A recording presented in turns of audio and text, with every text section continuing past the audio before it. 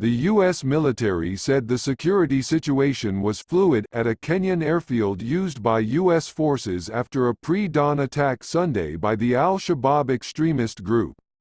The attack destroyed U.S. aircraft and vehicles, Kenyan authorities said, and at least 4 attackers were killed. It was not yet clear whether any U.S. or Kenyan forces were killed.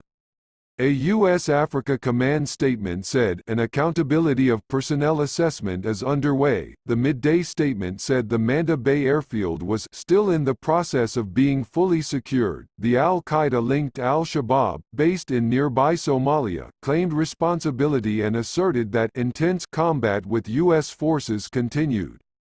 The U.S.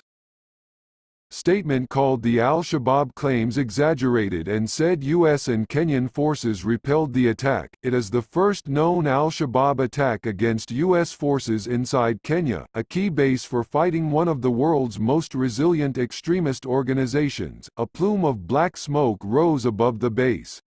Residents said a car bomb had exploded. Lamu County Commissioner Irungu Macharia told the Associated Press that 5 suspects were arrested and were being interrogated. An internal Kenyan police report seen by the AP said 2 fixed-wing aircraft, a U.S. Cessna and a Kenyan one, were destroyed along with 2 U.S. helicopters and multiple U.S. vehicles at the Manda Bay military airstrip. The report said explosions were heard at around 5:30 a.m. from the direction of the airstrip.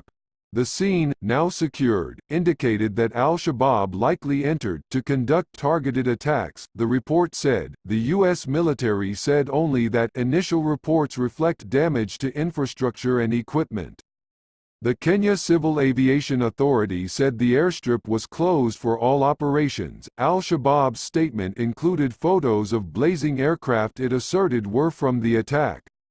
A second Al-Shabab claim issued hours later asserted that intense close-quarters combat against U.S. forces continued. The military's Camp Simba in Lamu County, established more than a decade ago, has under 100 U.S. personnel, according to Pentagon figures. U.S. forces at the Manda Bay airfield train and give counter-terror support to East African partners, according to the military. A U.S. flag raising at the camp in August signaled its change from tactical to enduring operations, the Air Force said at the time, according to another internal Kenyan police report seen by the AP, dated Friday. A villager that day said he had spotted 11 suspected Al-Shabab members entering Lamu's Boni forest, which the extremists have used as a hideout.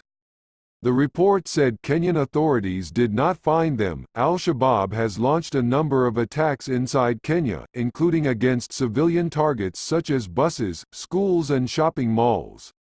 The group has been the target of a growing number of U.S.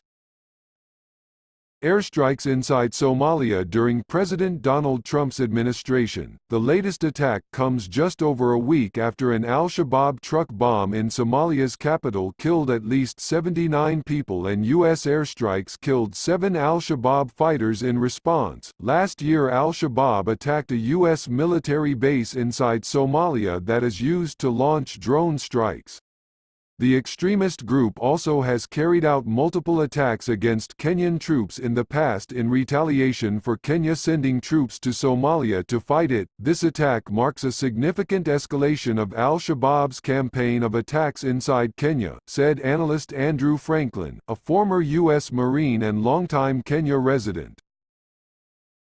Launching a deliberate assault of this type against a well-defended permanent base occupied by Kenya Defense Forces, contractors and U.S. military personnel required a great deal of planning, rehearsals, logistics and operational capability, he said.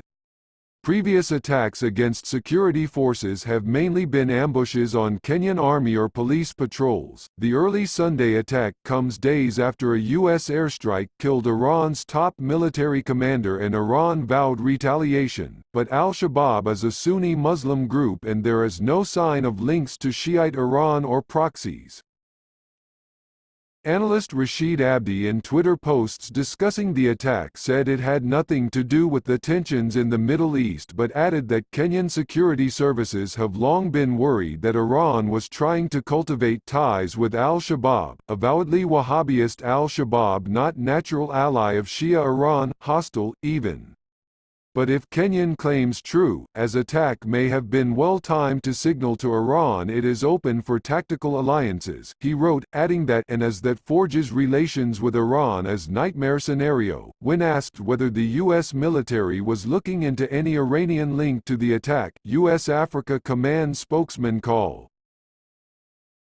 Christopher Carnes said only that al-Shabab, affiliated with al-Qaeda, has their own agenda and have made clear their desire to attack U.S. interests. The al-Shabab claim of responsibility said Sunday's attack was part of its "Jerusalem will never be Judaized" campaign, a rarely made reference that also was used after al-Shabab's deadly attack on a luxury mall complex in Kenya's capital, Nairobi, in January 2019.